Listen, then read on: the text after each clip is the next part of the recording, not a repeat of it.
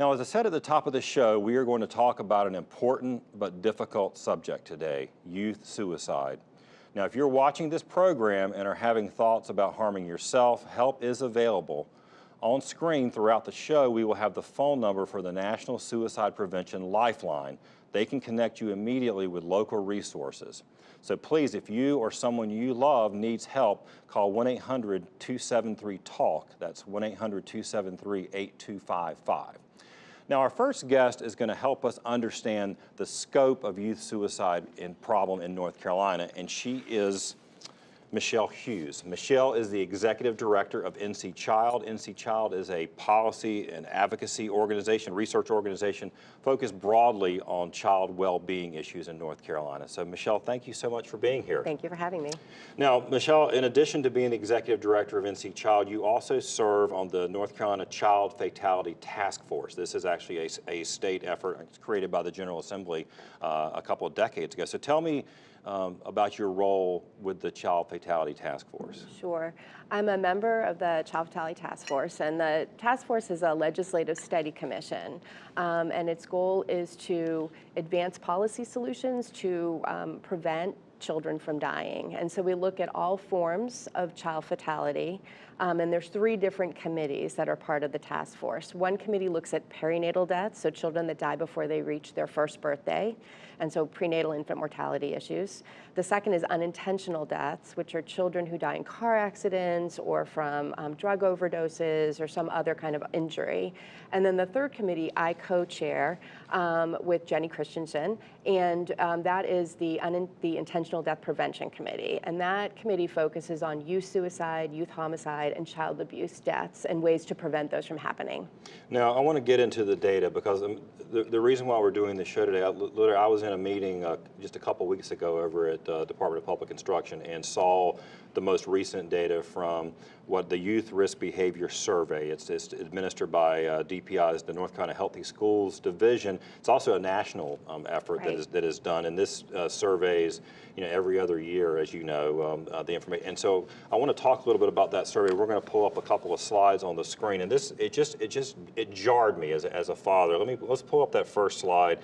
This was a high school student. So you look at the percentage below, you'll see also in the blue bar we've got 16% of high school students in the last survey seriously considered attempting suicide during the past 12 months. And then, it sort of goes down to the, making a plan. But this was, this is obviously something that's been consistent. It's been done for several years. These numbers, I guess they're shocking, but they're not surprising right now? No, I think what we're really concerned about is the number of youth that are that have reported attempting suicide, and so that is a significant increase. It's doubled over the past couple of years, and so we're concerned about that. But all these numbers, as a parent, as an educator, as someone who cares about kids, youth suicide is a significant issue impacting our kids and families and communities, and we need to pay attention to it. We're defining youth to being ages 10 to 17. I think is where the data generally, right? Is that correct? So there are occasionally young people that die by suicide who are younger than that, but the majority of young people who die by suicide or attempting suicide are between the ages of 10 and 17. And as you mentioned earlier in the show, youth suicide is the second leading cause of death for our young people between the ages of 10 and 17. Yeah, and the most recent state data that we have was 2016. So these were actually successful. So 44. Right. 44 children ages 10 to 17 committed suicide in 2016. Right. Let's pull up the other. I've got another slide because I think this is something that we need to focus on too, which goes back to suicidal behaviors, looking at the difference between, for all students versus students LGBT, gay, lesbian, or bisexual students. We've got 38% of gay, lesbian, bisexual high school students made a plan to commit suicide in the last 12 months, and more than 11% actually did attempt suicide. Right. It's heartbreaking. And when you think about the stressors on youth who are LGBTQ, they are often facing rejection in their families, rejection from their peers or in their communities. And so they're at risk not only for suicide, but they are disproportionately represented in the foster care system. They're a population that we have a lot of concern about. Right. So, so we've been, like I said, we've seen the rate double since 2010. What are the, I mean, what's the, I guess, and that's here in North Carolina, but I mean, we've seen some increases nationally. Right. What are the experts like you and others, what's the thinking on this? Sure. Well, North Carolina's numbers mirror also what's happening across the nation. And so we are seeing this in states across our country. And I think there's three things to sort of remember with our young people. One is that teenagers, their brains are still developing. And so when you think about the prefrontal cortex, which is this part of the brain that is the executive functioning part of the brain, the part of the brain that helps think through consequences and planning and impulse control, that's the last part of our brains to develop. And in teenagers, it's not fully developed. So already they are sort of at risk for choosing risky behaviors, sort of not always able to think through the consequences of their decisions. And so when you think about adolescent development, think of that frame overall. Mm-hmm. Then when you add in just the stress of being a teenager who's undergoing significant change, their bodies are changing, their relationships with their parents are changing, with their peers are changing, and they're having to navigate all this. And if they don't have appropriate support and tools to do that, that also can make them at risk. And then sort of the perfect storm is if you add in any additional stressors. So if children have been victims of violence, abuse, and neglect, if there's violence in their home, if they have untreated depression or anxiety, that also can be a risk factor and sort of set kids up to be at risk for making a rash decision when they are in despair and feel like they have no other alternative. Right. Well, and that's, I mean, because that was one of my questions was you said about the perfect storm, because all those things you describe about development of the brain, I mean, that's always been true.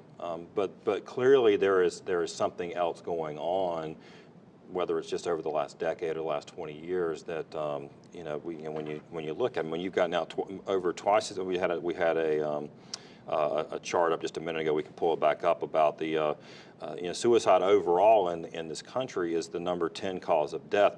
But there's only 3 that are actually increasing. The rates are increasing: Alzheimer's, drug overdoses, and suicide. Right. So you've got so that's not just youth. That's a broader society thing. But then here in North Carolina, over twice as many people die by suicide than by homicide.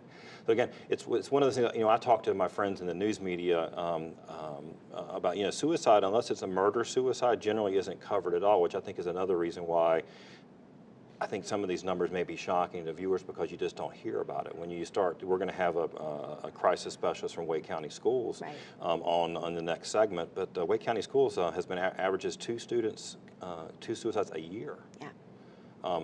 But again, it's generally not covered in the media, which is, you know, which is a good thing. But it's also we wanted to have this conversation on the show today, because of that. So sort of wrapping up. So what do you think? We're going to talk about prevention and risk factors next, but what should we be focusing on? Well, you know, as a state policy advocacy organization, NC Child, there's a couple solutions that we've put forward, and I'll mention 2. One is that there is a huge need for additional health and mental health professionals in our schools. We have an enormous shortage of school nurses, school counselors, school psychologists, and just to put some data around that, with school nurses, North Carolina would need more than 600 additional school nurses to meet national ratios in North Carolina, national recommended ratios. And so that is just for school nurses. And so ensuring that we have those professionals. And the second one is, and Kelly might want to talk about this, is restricting access to lethal means. And so young people who have access to firearms are much more likely which is the most common suicide, right, in North background Yes. is with a gun. So. It is. And so if they have access to firearms, they are much more likely to be successful in dying by suicide. And so restricting access to lethal means and making sure that for parents and for folks who have firearms, that they're safely secured in their homes and that children and young people cannot access them is one of the best things we can do to ensure that kids are less likely to try to commit suicide. Important work. Thank you for your work at NC Child and with the task force. We're going to continue the conversation up next, but thank you. you. When we come back, we're going to talk to a crisis prevention expert from Wake County Public Schools. But before we go to break, see if you can answer this question. True or false, young people who talk about suicide never attempt or die by suicide?